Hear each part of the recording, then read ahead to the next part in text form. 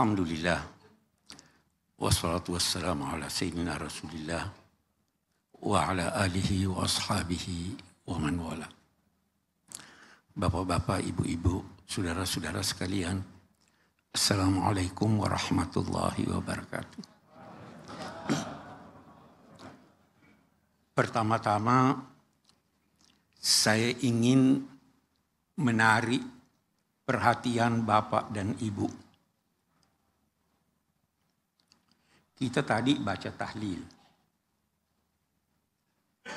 Akhir dari doa kita itu adalah Alhamdulillah. Mengapa demikian? La yuhmadu ala makruhin siwa. Tidak ada yang dipuji walaupun kita merasa dalam petaka kecuali Allah. Kita merasa dengan tingkat yang berbeda-beda bahwa kita baru mengalami sesuatu yang kita namai musibatul maut.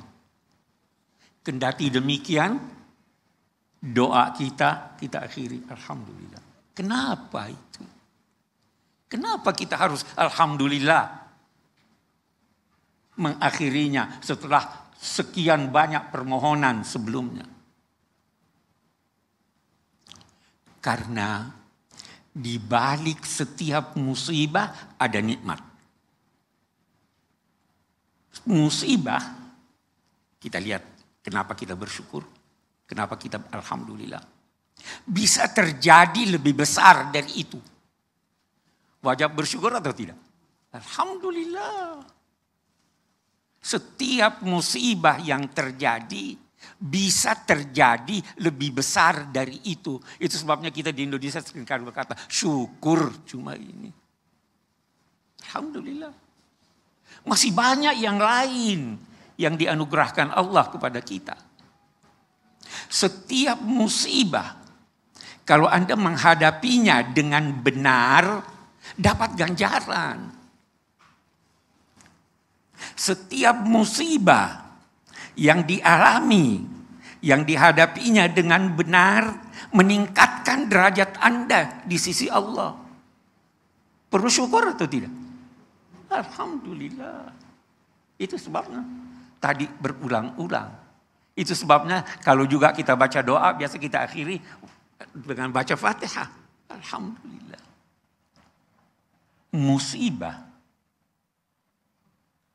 Musibatil maut. Bahkan bisa dikatakan kehidupan itu sendiri adalah ujian. Khalaqal mauta wal hayata liyabluwakum ayyukum. Dia tidak berkata aksaru amala. Bukan yang banyak amalnya. Ahsanu amala. Bisa jadi yang baik sedikit itu jauh lebih baik daripada yang banyak tetapi kurang baik. Saya ada menulis dan saya sering berkata kepada teman-teman,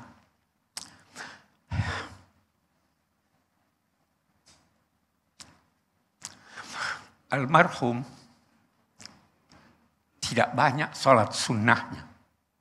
Saya tahu. Tidak puasa Senin Kamis. Tetapi sangat jujur. Akhlaknya sangat baik. Itu yang mengangkat derajat seseorang. Nabi bersabda, kalian mendapatkan kedudukan melebihi kedudukan orang yang banyak salat dan puasanya karena akhlak Anda yang baik. Karena memang Nabi tidak diutus kecuali untuk menyempurnakan akhlak. Alhamdulillah, alhamdulillah, alhamdulillah. Kita legowo. Yang kedua yang saya ingin kemukakan. Kenapa kita adakan 40 hari? Itu tradisi, bukan hanya tradisi di Indonesia. Tradisi di seluruh masyarakat Muslim. Kenapa sih 40? Ditemukan bahwa dalam Al-Quran dan Sunnah Nabi, angka 40 itu punya keistimewaan. Saya beri beberapa contoh.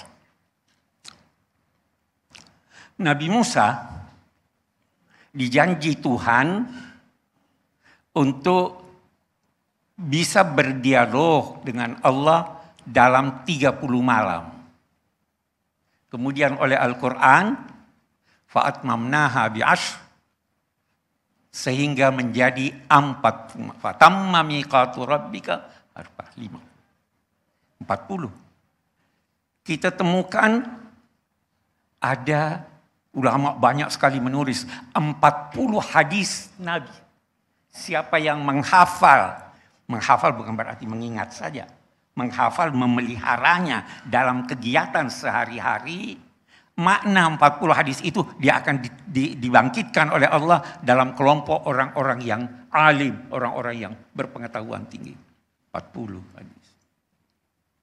Kita dilahirkan dalam proses perut ibu berpindah dari 40 hari ke 40 hari ke 40 hari ke 40 hari, ditiup roh, setelah 40 hari jadi manusia. 40.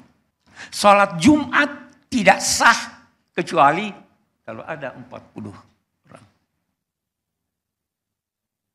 Banyak sekali. Manusia menjadi sempurna usianya kalau dia sudah mencapai 40 tahun. Hatta idza balagha asyuddahu wa balagha 40 sana. Jadi kata ulama, kalau ada satu orang sudah berumur 40 tahun, sedang kebaikannya masih lebih sedikit dari keburukannya, hati-hati ya. Itu 40, banyak sekali. Saya tidak bisa menguraikan atau teringat dalam benak saya tentang 40 itu. Nah, sekarang kita tanya, kenapa 40? Dalam agama, atau dalam Al-Quran, kita kembali kepada Al-Quran, ada yang dinamai tammah, ada yang dinamai kamulah. Al-yawma akmaltu lakum dinakum wa atmamtu alaikum ni'mati wa raditu lakumul Islam madina.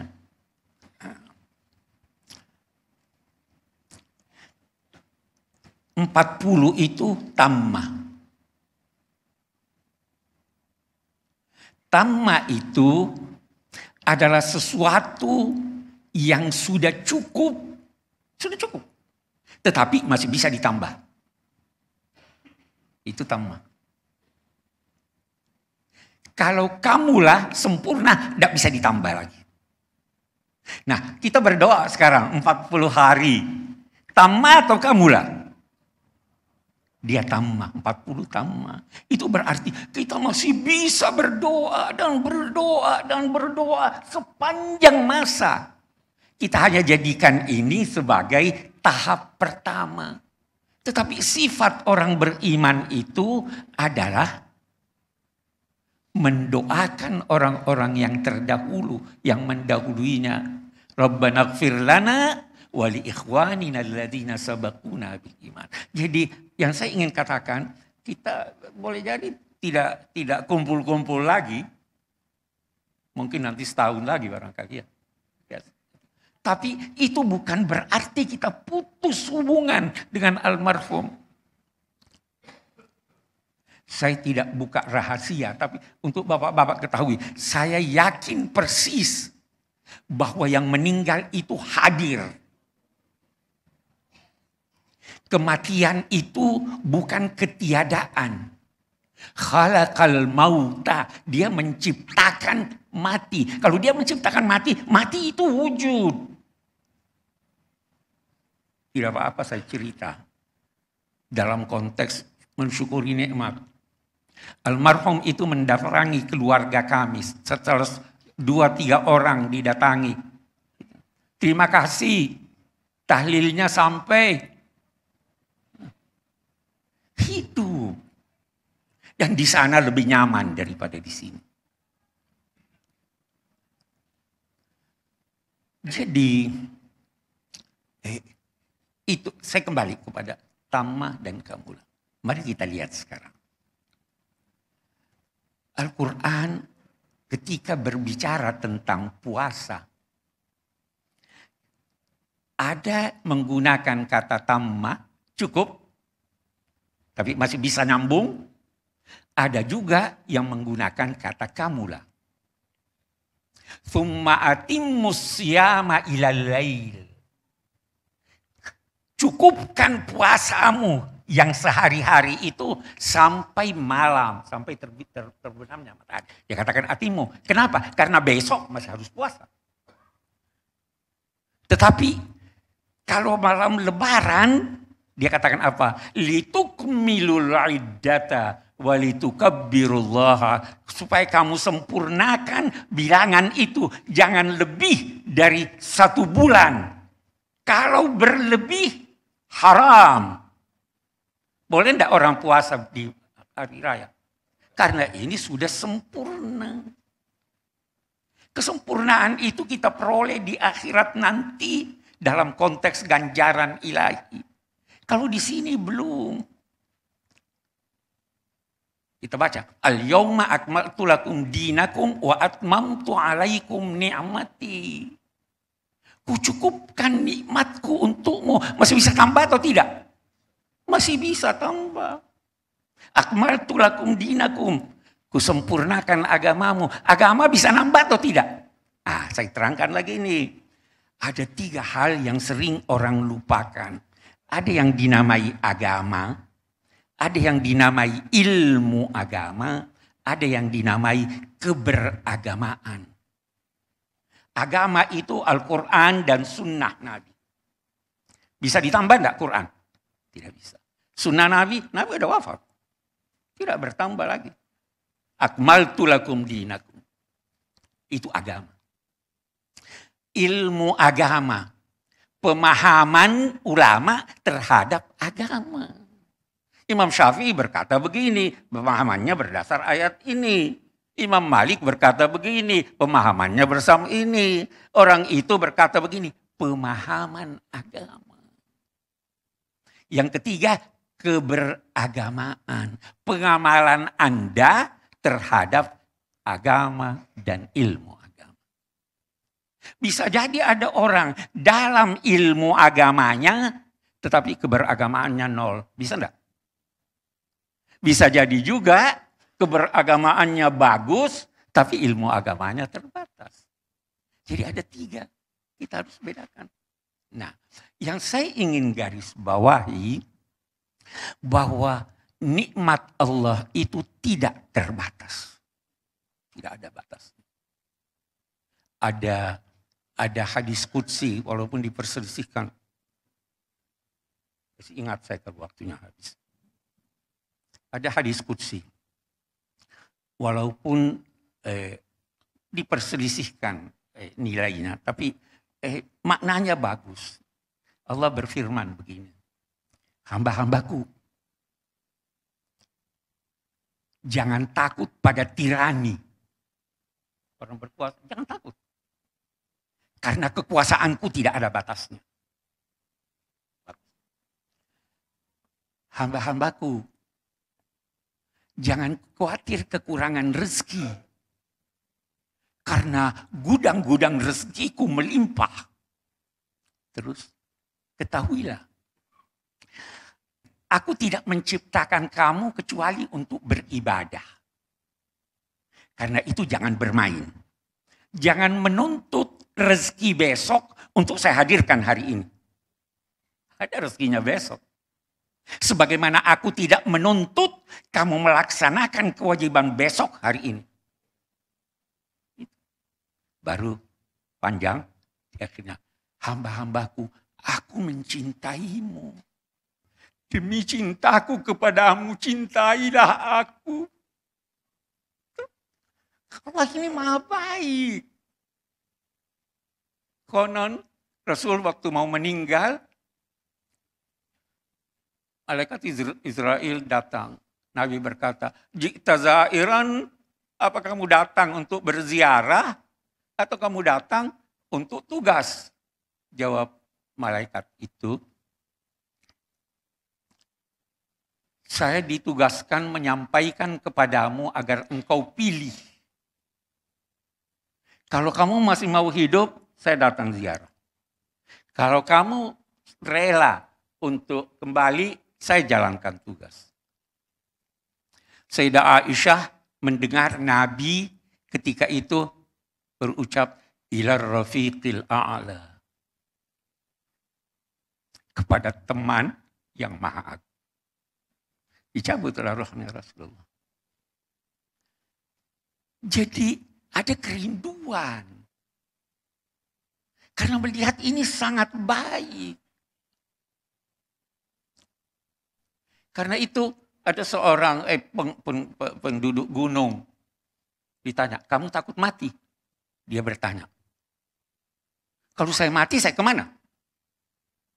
"Ya, kamu bertemu dengan Tuhan." "Oh, saya tidak takut kalau gitu. Dia baik sama saya. Saya selama ini baik dengan dia." Itu kematian. Kita seringkali egois. Mau di sini, padahal dia di sana lebih baik dari di sini. Itu pasti. Maka kita legowo. Karena itu ada diajarkan oleh Allah hanya kepada Nabi Muhammad dan umatnya. Kalau kalian mendapatkan sesuatu yang tidak menyenangkan, ucapkanlah inna lillahi wa inna ilaihi raji'un. Ini ucapan hanya kepada Nabi Muhammad diajar. Kata ulama, seandainya diajarkan kepada umat yang lalu, itu Nabi Yakub tidak akan berkata, "Ya hasrata ala Yusuf." Mestinya dia berkata, "Inna lillahi." Tapi belum diajar itu. Apa maknanya? Yakinlah bahwa Anda milik Allah. Abd. Inna lillahi wa inna ilaihi raji'un. Kami milik Allah. Kami hamba Allah. Hamba itu ada tiga cirinya seorang hamba. Dia tidak memiliki sesuatu. Apa yang dimilikinya milik tuannya. Ya kan? Yang kedua, semua kegiatannya berkisar pada apa yang diperintahkan oleh tuannya. Apa yang diperintahkan itu yang saya lakukan. Yang dilarang itu abad. Yang ketiga apa? Dia tidak merencanakan sesuatu rencana kecuali dengan berkata, "Kalau dikehendaki Allah." Insya Allah. Itu abad. Anda mau jadi hamba Allah? Jangan merasa apa yang Anda miliki milik Anda. Itu milik Tuhan. Ma inna lillah. Kami milik Allah. Ibrahim milik Allah. Quraisyihab milik Allah. Kita semua milik Allah. Kalau saya berangkat, tidak usah nangis. Oke, mau nangis sekedarnya karena Nabi pun ini. Itu kan Nabi waktu meninggal anaknya, apa yang dia ucapkan? Dia ucapkan apa? Sahabat heran. Kok menangis? Dia berkata, "Iya. Innal qalba la yakhsha. Wa innal aina la tadma. Walakin la naqulu illa ma yurdillah wa rasul." Air mata berlinang, hati sedih, tetapi kita tidak bersikap, kita tidak berucap kecuali apa yang ditetapkan, yang diperintahkan. Kita terima dengan legowo. Sekali lagi, karena di sana lebih baik dari di sini. Jangan egois. Boleh sedih. Wajar sedih. Tetapi kita terima legowo. Itulah arti Islam. Nah, itu kan itu tadi. Akmaltu lakum dinakum. Atmamtu alaikum ni'mati. Wa raditu lakumul Islam madina. Itu ada ilustrasi diberikan oleh seorang filosof. Dia katakan begini. Din itu, agama itu seakar dengan dain. Dain itu artinya hutang. Din adalah hubungan antara dua pihak yang satu lebih tinggi dari yang lain. Itu din. Dain juga begitu. Hubungan antara dua pihak yang satu yang memberi hutang lebih tinggi daripada yang menerima. Kita ini terlalu banyak diberi oleh Allah.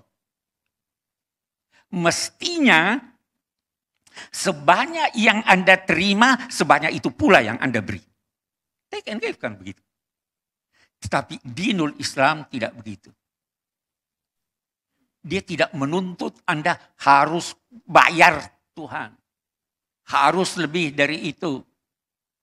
Cukup. Ma amartukum bihi fa'tu bihi mastata'tum.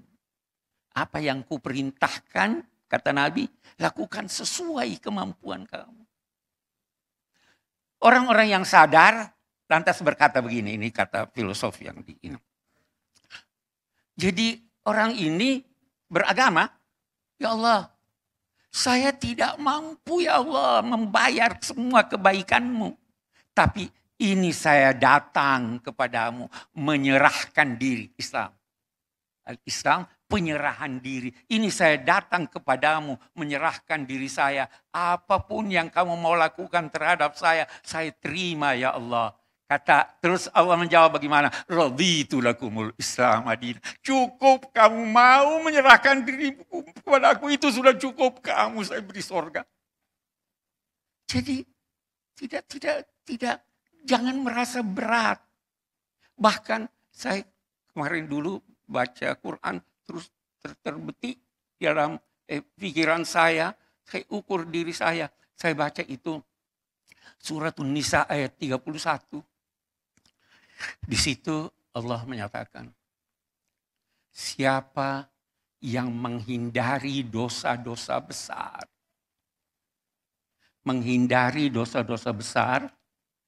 akan kuampuni dosa-dosa kecilnya.